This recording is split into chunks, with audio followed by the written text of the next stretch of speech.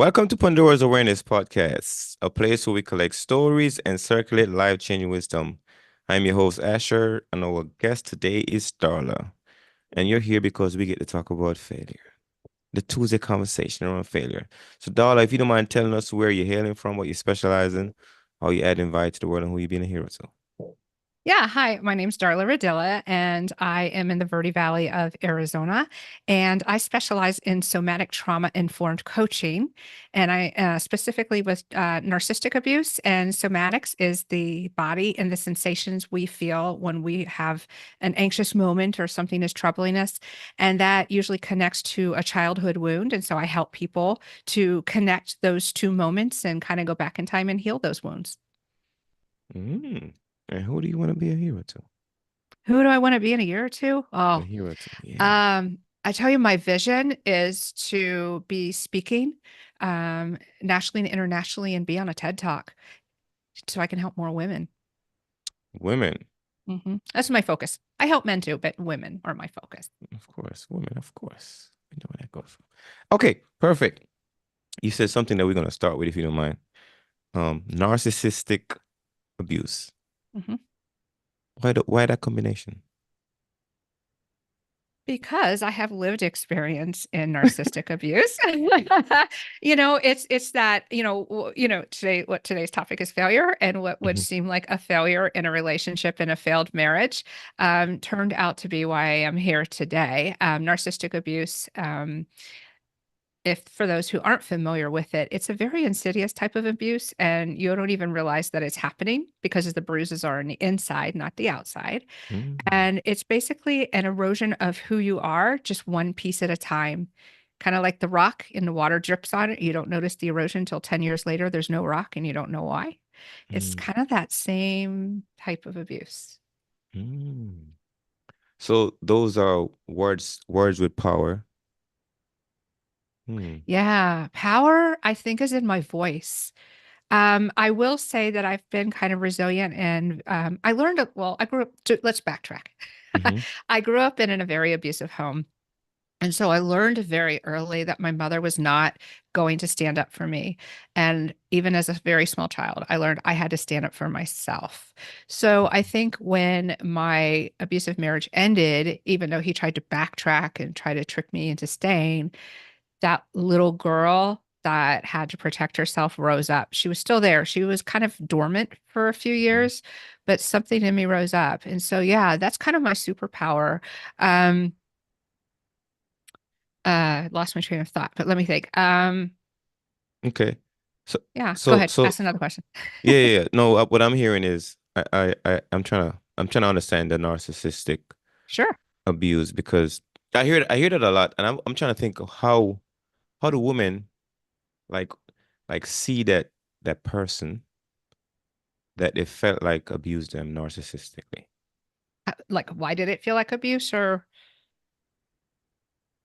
Like why that person is to blame. Like why is that person to blame? Oh, yeah. To be honest, it didn't feel like abuse at the time. I didn't Mm, even know it was abuse until a year after I got out. But here's how it got mm. set up. Maybe that will help you. Yeah, yeah, let's go there. So I have this handsome guy, women all around him. He's very attentive. My marriage is crumbling. I didn't realize it at the time, but now I look back, I knew it. And he's extremely intelligent. So Hmm. he sees where my voids are, where my needs are. And takes on this persona of Prince Charming. It's not anything close to who he really is. He's like an Hmm. actor. And he swoops in, quote unquote, chooses me. Showers me with gifts, showers me with attention. He's giving me all of the things I wasn't getting in my relationships, and it's called love bombing. In fact, it's kind of a cycle. So he starts with this love bombing.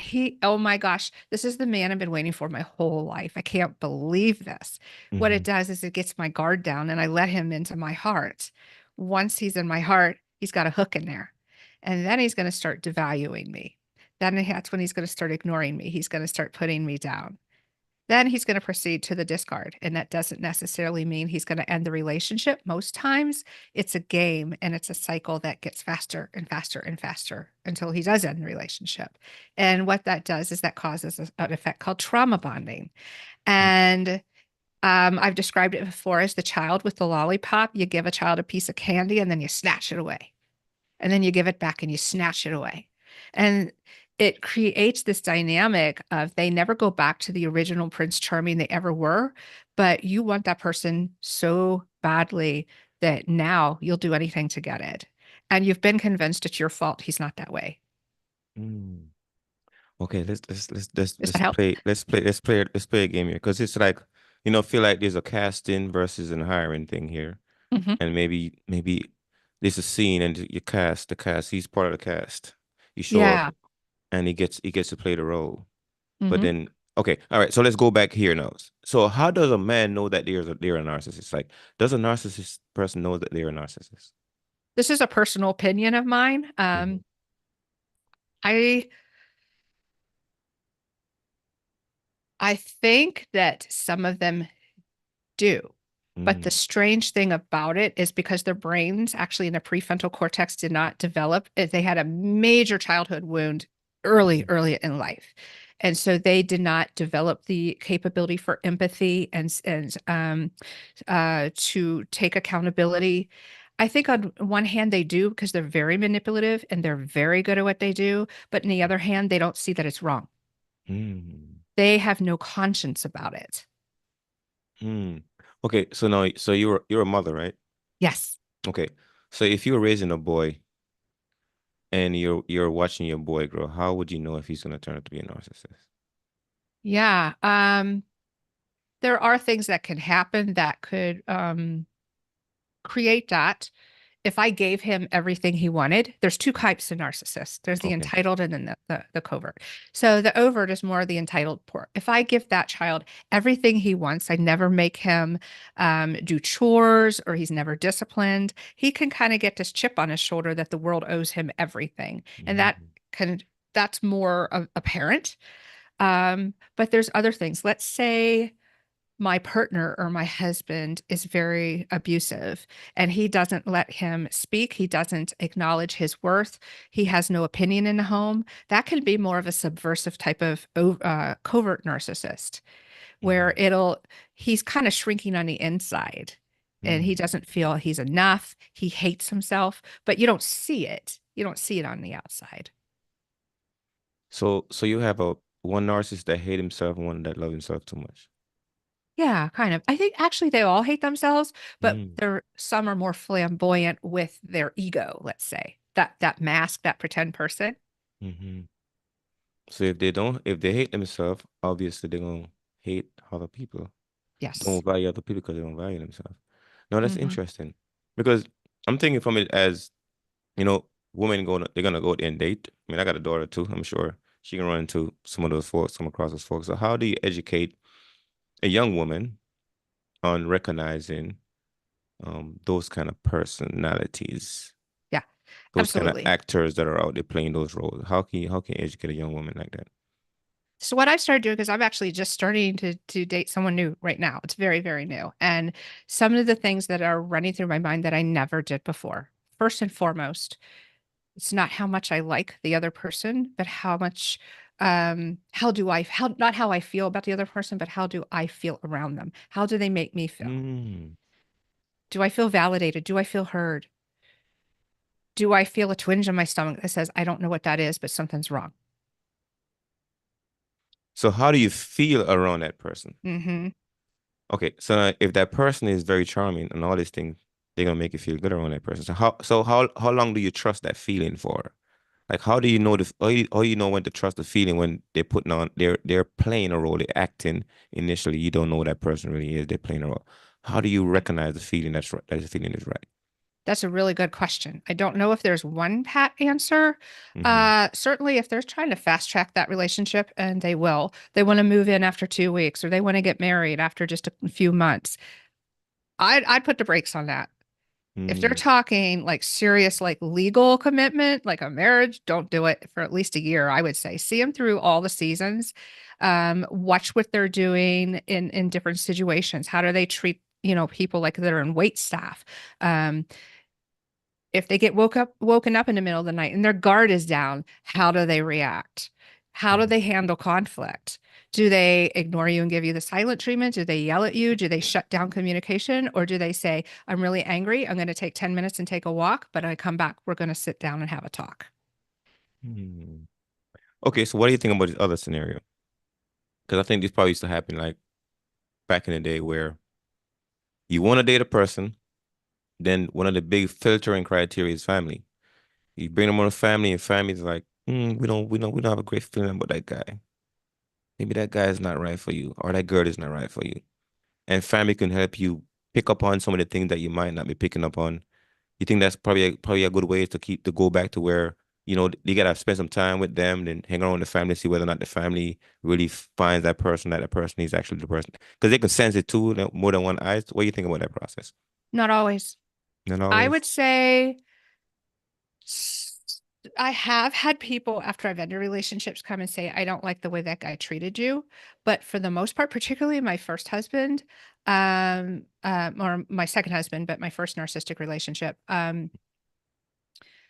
he was like Teflon Don. I mean, it was all about image. What they saw in public was nothing like he was behind closed doors. He was Mhm. horrible behind closed doors. So for family, he's never going to show that side of him. He's going to be that gushy, charmy, I'm going to win you over because I want to be seen as a good person. I'm not a good person, but that's not what matters. What matters is what people think of me. Once he's got you hooked and the door is shut, he doesn't care what you think of him. But old Mm. family, like my mom, oh, he kissed up to my mom big time. My mom loved him. Wow, this is a very hard anti-hero to kind of figure out. It's very tricky. And I have to say, even though things Mm, are going really well with the person that I'm, just getting to know, mhm, there is so much fear involved. I've become extremely hyper vigilant. Like I've almost had to, like, I'm watching patterns like a hawk. And if anything changes, I'm instantly going into what's happening. Why isn't, why didn't he text me like he normally does?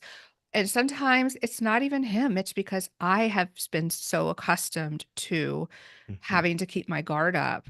And so it's hard. They're hard to detect. I say the biggest thing is what your gut says. Does your mhm, gut say, I can't put a finger on it, but something's off? Um, or if you just, I don't know. I went out with a guy like maybe 3 weeks ago, and there wasn't even anything that he did, but my stomach just said, I don't know what's going on here, but something's really off. And so after the second date, I said, no, I'm mhm, just, it's the spark's not there. I don't think I want to continue. mm. No, this is interesting because I'm thinking about the young lady that is growing up Yeah. and how to approach her. I mean, she got a good friend in her life, but it's trying to figure out, the men that are grew up in that way, they come from a certain kind of host, a certain kind of lifestyle, a certain kind of community environment that created these kind of individuals. And how do we figure out, because they need help too, right? I mean, in the end, like, even though they're causing a lot of harm, they need help. So then what would be Yeah. the solution for them? If you had to be an There is. empathetic, yeah. So they are, so it's not like a mental illness where you can take a pill or you can go to therapy and you can fix it. They're Mhm, hardwired. Now, not all narcissists are psychopaths, but all psychopaths are narcissists. And there are different spectrums and different levels. I mhm, personally don't think that they can be rehabilitated because their brains, it's like trying to grow a leg when you cut it off. You can't regrow a leg. Their mm, prefrontal cortex here did not develop. This is just my personal opinion that they cannot be rehabilitated. There's mm, just no hope for them. And I know there's some people that are, creators online that say that they're a self-aware narcissist. And I listened to them for a while. But I've listened to what other people have said too, and I've just kind of taken that opinion. Um, I think it just will always be there. Maybe they're more aware of it and try to curb it if they're on a lower spectrum, but I really don't think they can be helped. And as far as your children, I just think the two biggest things that are on your side is your gut instinct and time. Hmm. Here's why I'm asking these questions. Yeah. Because I've spoken to a lot of women, and every one of them that's been in some kind of tough relationship, they always says it's narcissistic tendencies that. So I'm like 90% of the guys out in the world are narcissists because most of the women I'm talking to, they are experiencing that stuff. Like it's a lot of Mhm. like a lot of them. Every woman I've not every woman, most of the women I've talked to that came out of a bad relationship, they said there was a narcissistic person that was part of the relationship with them. And that made me wondering, like, what is it about a behavior that's out there that's in so many men are behaving a certain kind of way that made it fit into the label of narcissistic behavior? I've got a lot of thoughts about that. One is I do think that word gets thrown around too much. Mm-hmm. Just because a guy's a jerk or he's selfish doesn't mean he's a narcissist. Mm-hmm. So I think this is when I think about the three men in my life that were narcissists, it was a pattern of behavior that would not change. It's something that you have to say over time. Well, I have seen narcissistic type behavior in other men. Can I Mm-hmm. peg? I mean, I'm not in a position to diagnose anyone. I'm not a licensed therapist, but my Google diagnosis says, that, Hey, with your but therapist might be using the same list of yeah, symptoms too, right? yeah, right. And the other thing is too, I can't figure out if there are more narcissists in our society or if we're more aware of it. Mm, I do kind of lean towards maybe there are more, um, because over the years have as children have been raised, everybody gets a trophy on the team instead of working for it. That kind of fosters that. Also, we mhm, have less parents in the home, where this is just my personal nuclear family kind of values, that when you have a lack of parental influence, that mhm, maybe something else can kind of creep in and maybe kids feel abandoned. I don't know. mm. No, it's a very difficult one because I'm like, wait a minute, because I'm probably sure somebody would probably call me a narcissist too, back in the day.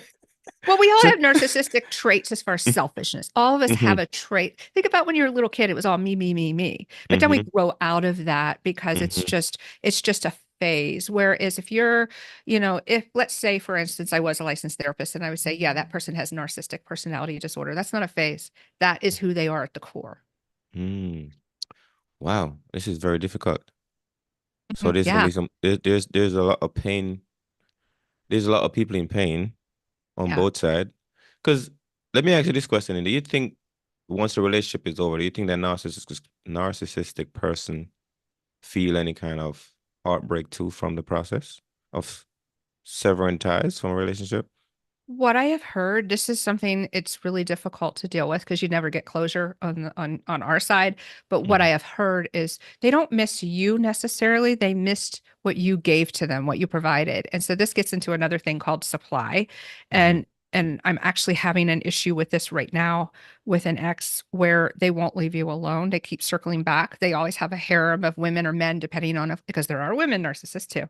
hmm Um, they have basically a group of people that they go back and forth. So when a relationship ends, no matter who ends it, I don't think it's your average person heartbreak, miss them.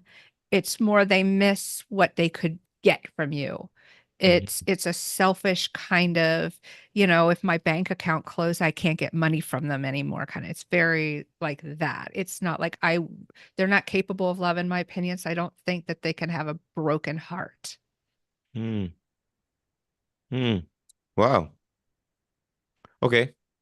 So we're here to talk about failure. Yeah. What's your relationship with failure? I have a pretty pretty strong relationship with it. But I was thinking about that. What could look like failure, I really turned into successes over my lifetime. But so I have three failed marriages. Hmm Um, and on the outside, and is it something I'm proud of? No, I'm actually kind of ashamed of that. But it was because I made bad decisions or I was in the wrong place. Um, but what did I do with each of those?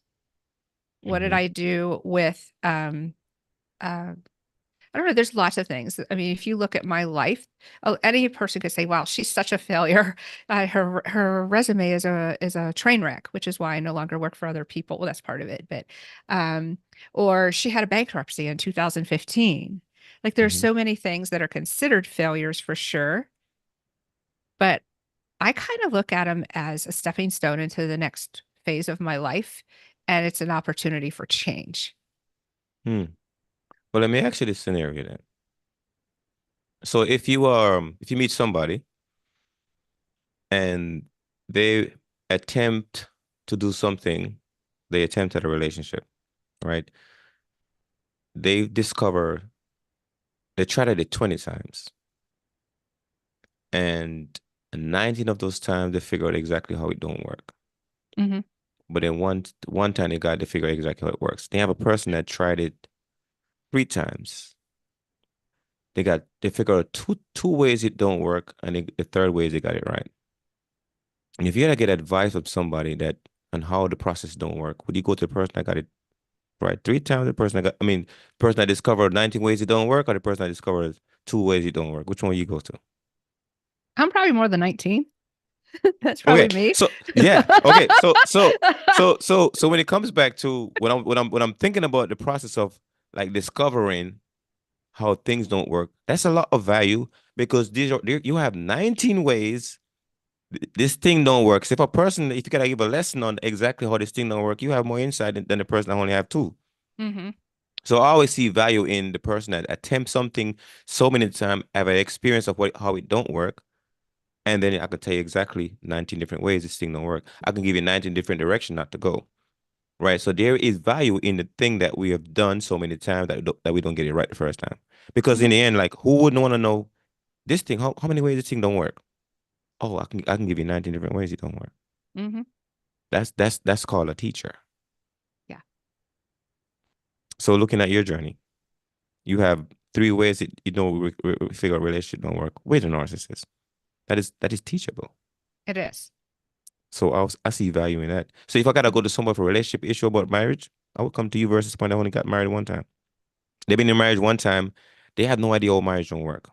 They know how it works, but oftentimes, what do we want to know? How the thing don't work, not how it works.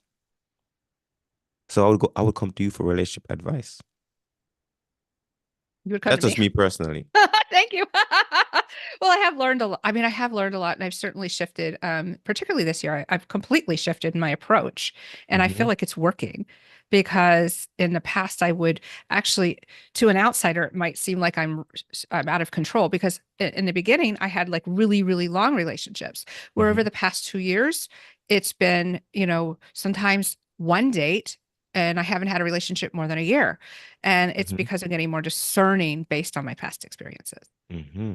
So now, if you had to educate somebody around how do you discern between how relationships, like the criteria, like don't do that, don't do that, you are the best resource for that. Yeah, I like that. Yeah, yeah, Yeah.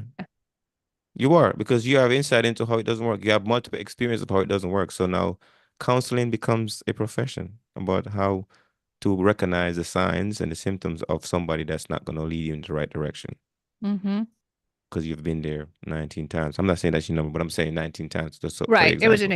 example, but yeah, Yeah. I feel like yes, Hmm. Yeah. That's what I think about my own failure. So me personally, right? yeah, I've been to a lot of situations where I felt like I learned the hard way.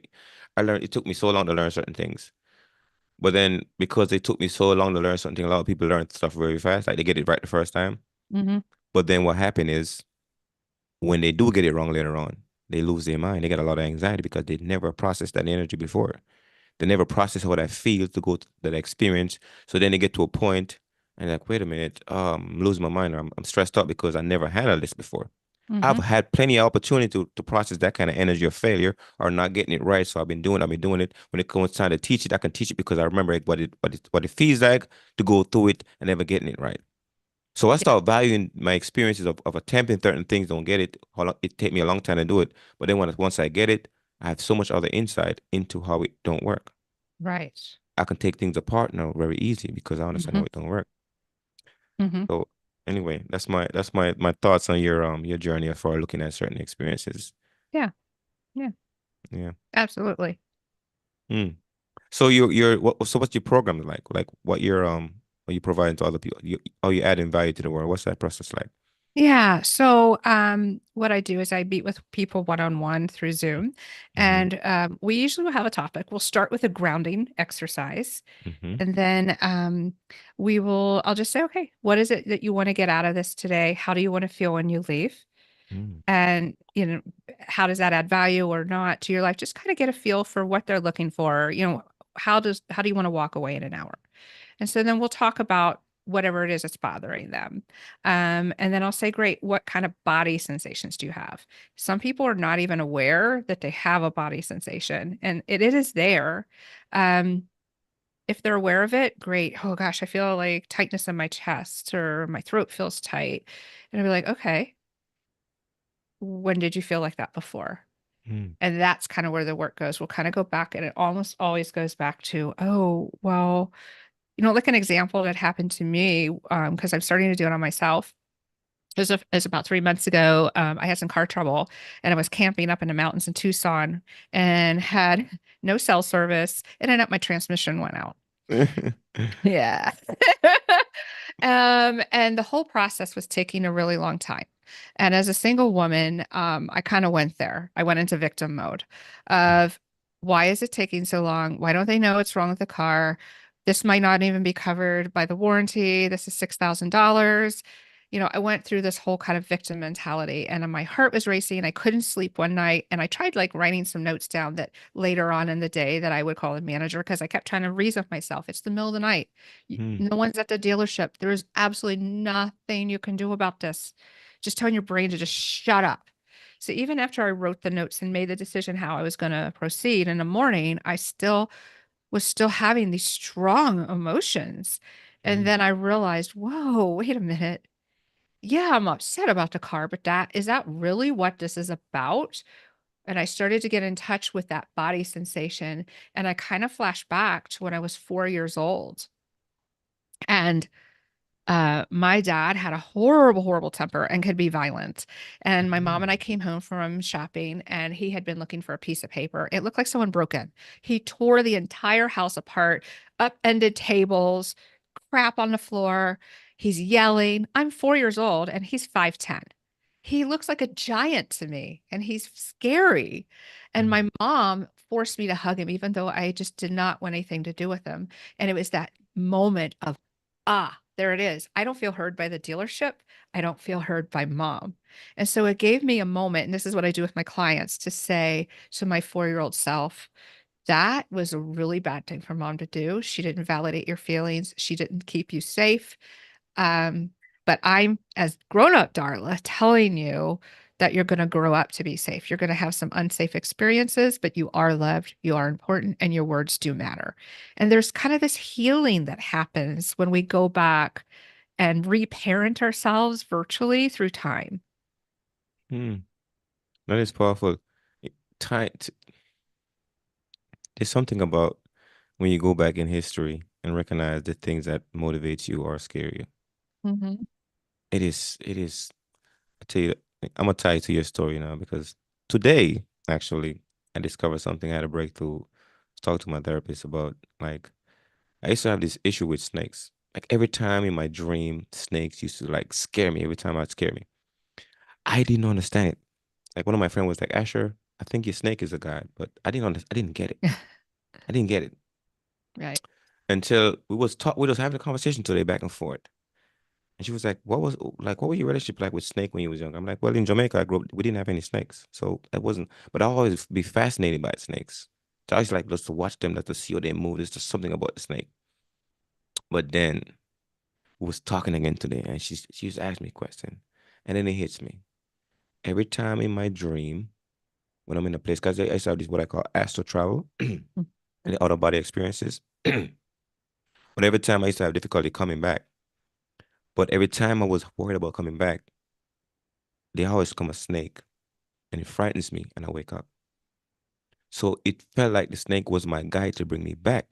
So now when I'm looking at my dream, it wasn't about the snake being scary. It was the snake was the only thing that was able to bring me back from that travel back Okay. to my body. Right. When it hits me, I'm like, oh my God, that's what it is. Right? It wasn't there to scare me, even though it was there to scare me, but it was there to like ground me and bring me back. It was my guide in my dreams, in my travels when I'm like in this moments of my sleeping. And when it hits me today, I'm like, oh my God, that's it. That's it. So when we go back in our history, we start finding these dots that we get to connect about how certain things started.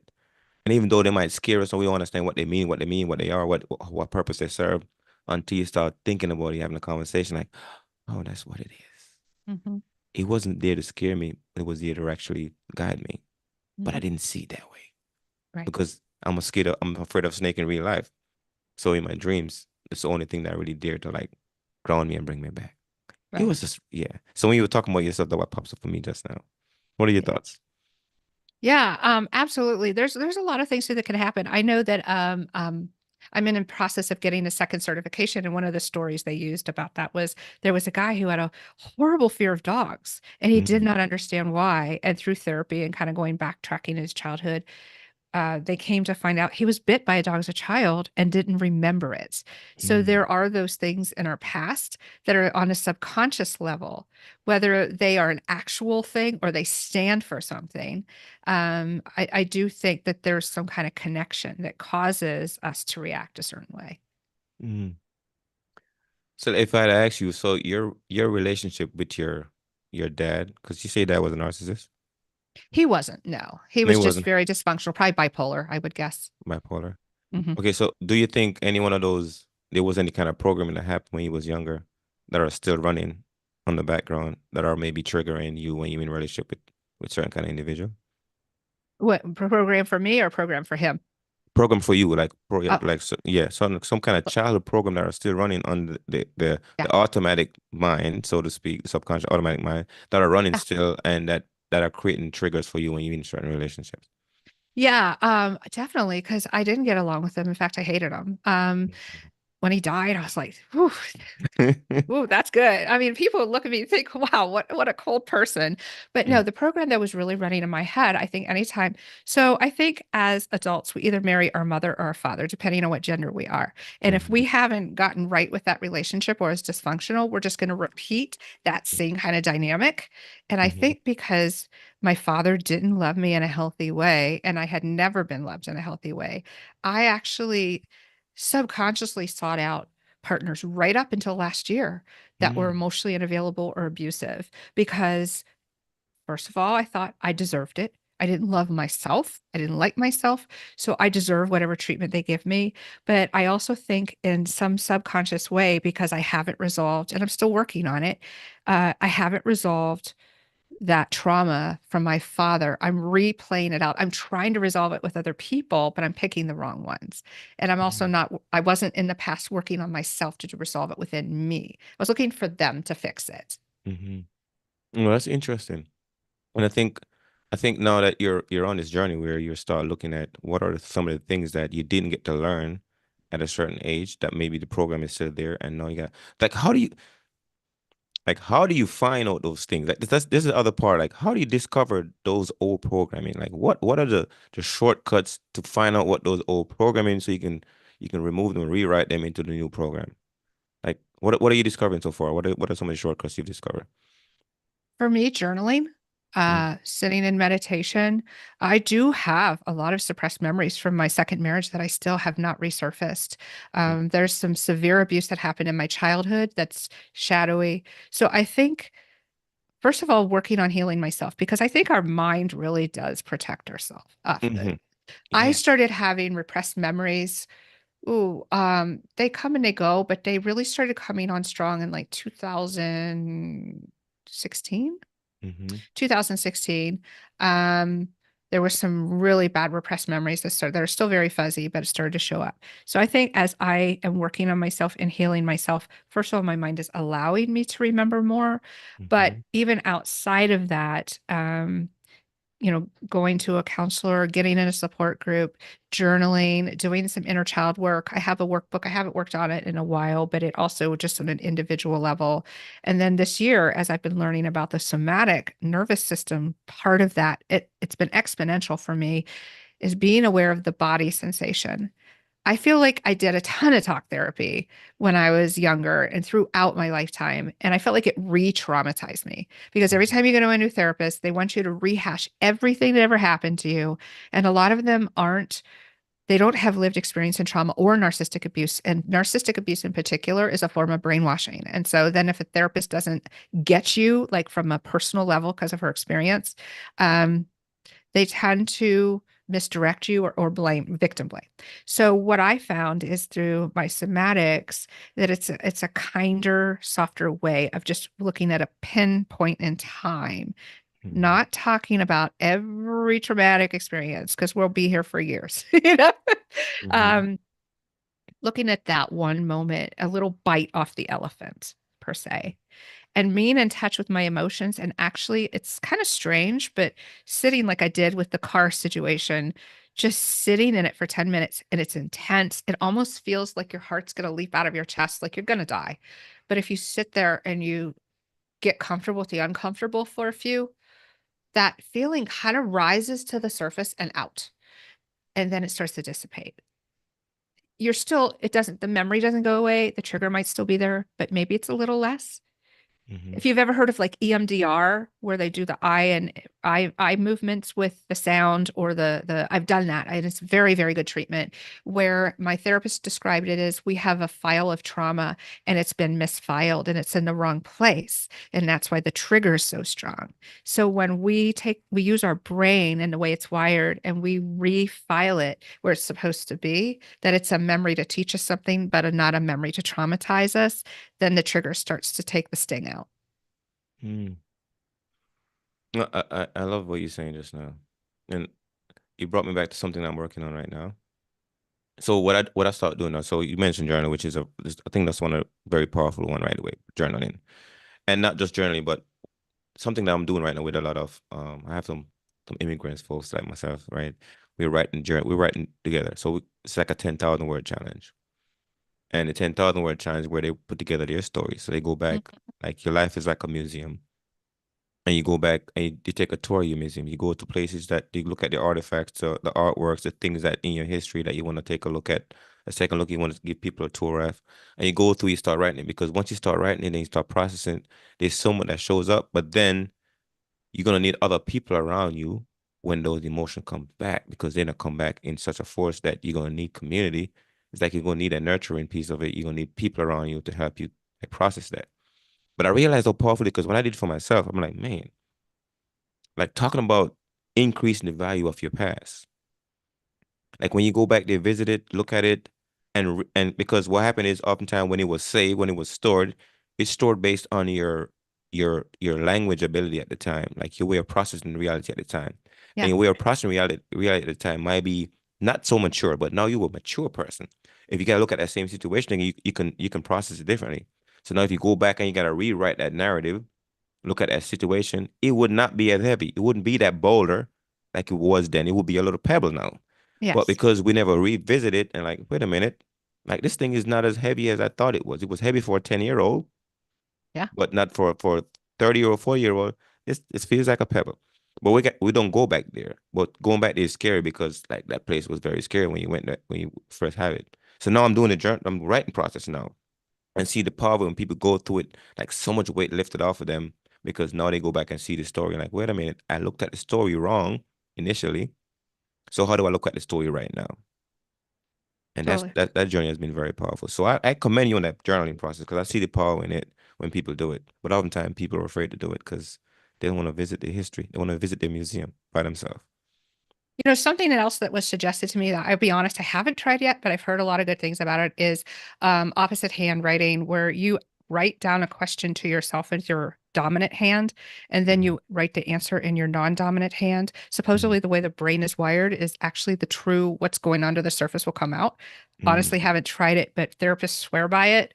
Mhm. Also, what I have done when I went through my divorce, the artist way suggested it is this kind of automatic writing where I was so filled with rage and hurt. Mhm. I couldn't even like get up in the morning without crying, but I would sit for 45 minutes every morning before I showered and just write. No punctuation, no grammar, just whatever came. Don't even don't censor it.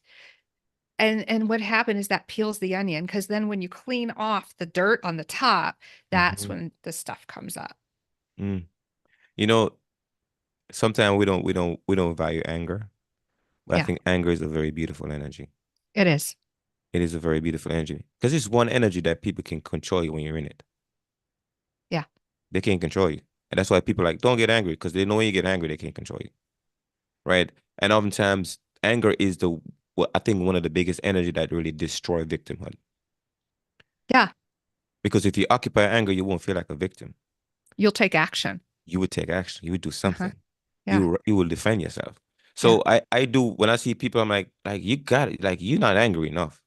Like you gotta get angry. Like for that stuff that happened, you gotta get more angry, right? But you just gotta figure out where you do point an anger. When you decide to point your anger on paper, that's like one of the most healthiest places to put it Mm-hmm. because now you're getting that thing out of you, right? You Mm-hmm. getting into your power, and then from there you look at what just happened. You go back after you cool off and like, wait a minute, what just came out of me just now? Because something inside of you wanted to come out. Mm-hmm. Either you speak it or you write it. I think the healthiest way is to write it because sometimes when you speak it, you might hurt people with your words. But if Yeah. you put that word somewhere else and then Yes. go back and look at it, it's very powerful. It's something I, recommend, because I know a lot of people, it's hard for them to be in touch with your emotions. If you're really hard, go to a rage room. If you're familiar with those, No, I not. loved it. It's basically where you go and you play loud, offensive music and you break stuff. And it was awesome. You get a baseball bat and you beat the crap out of a printer and throw bottles to the at the wall, and but it brings that up. The rage room. I never heard of that.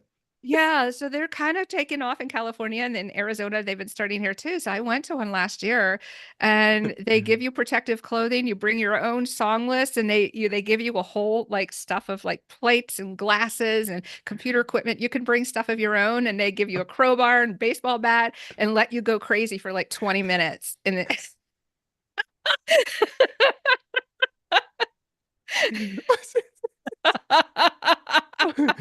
Wait a minute. Wait a minute. That is awesome. What? yeah, The rage room. You get to go break some shit.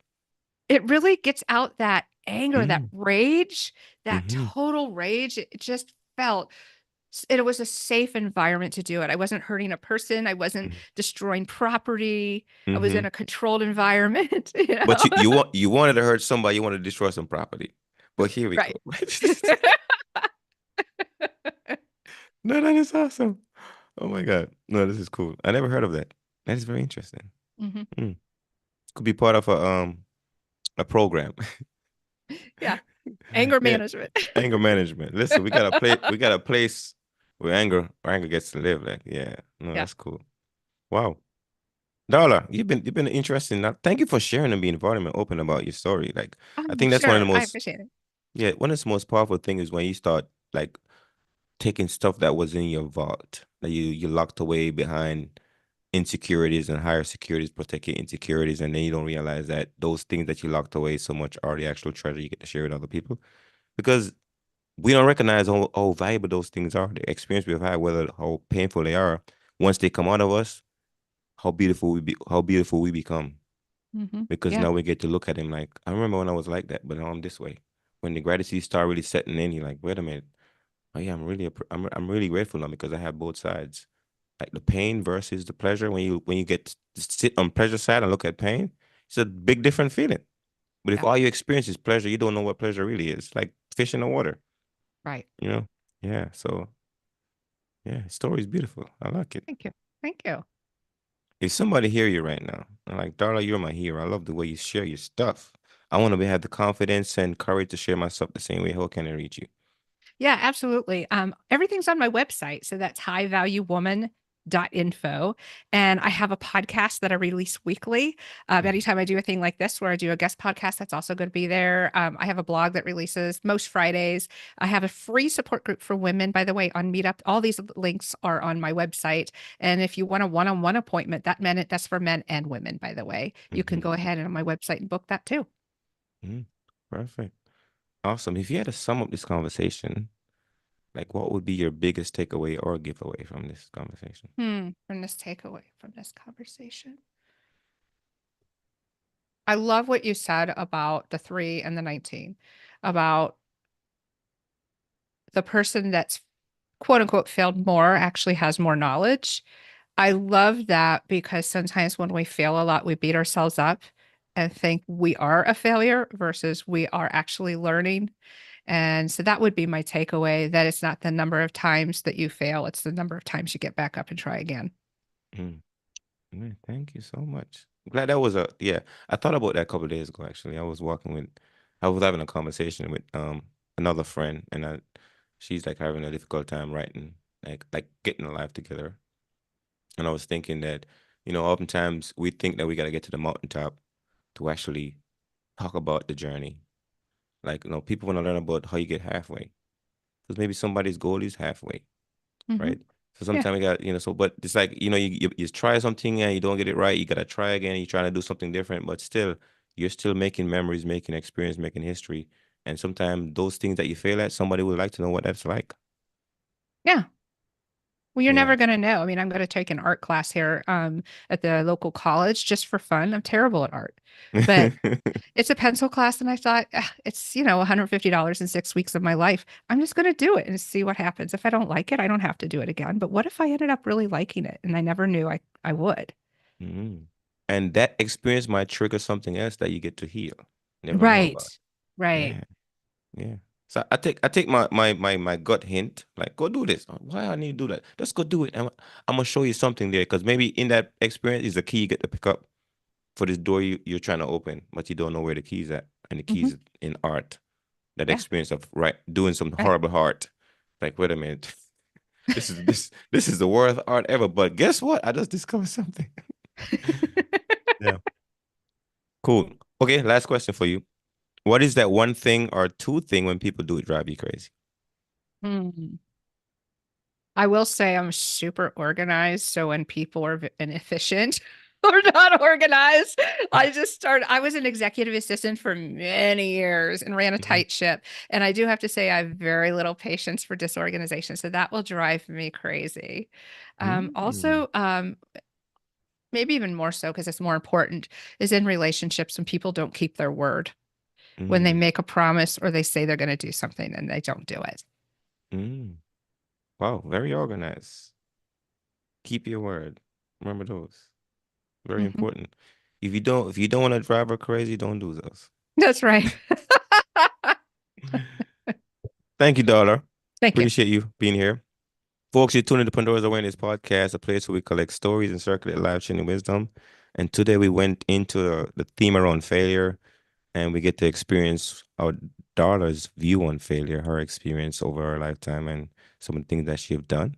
That's no valuable to other people, even though it was painful when you first experienced it, but now it's become a value. So thank you for sharing your treasure, Darla. And with